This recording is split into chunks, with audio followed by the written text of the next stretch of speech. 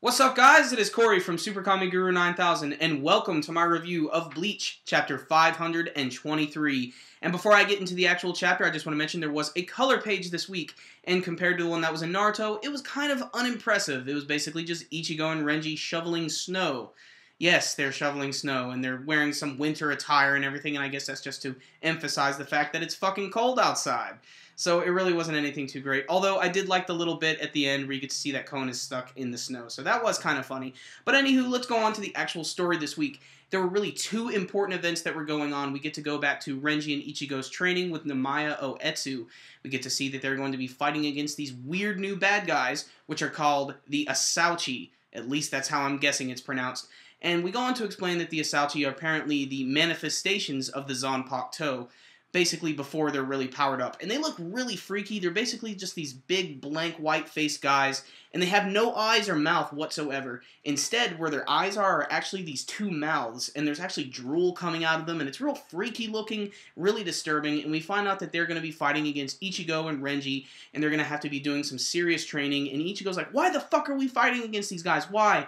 And Namaya Oetsu is like, because they're pissed at you. They hate you. Why? I'm not going to tell you. I'm going to continue to be really vague about it because I want you guys to learn. And before we can even see any more of this, we get to go ahead and go back to Kenpachi Zaraki and Unohana. And this is where we get to learn a little bit more about her past and some of the training they're going to be doing. So in this really underground, dark place in Soul Society we've never seen before, Unohana and Kenpachi are going to be doing some training. Why? Because they need a really wide space to train because they're just going to be destroying shit left and right. And they're just really destructive and powerful. And what I really think is interesting here is everything is just so dark looking, and I think this is great because with Unohana, before when we've seen her, she's always been this really nice character, although a lot of the characters around her would freak out when she appears. And we finally get to see why, and that's because she's just a batshit crazy person.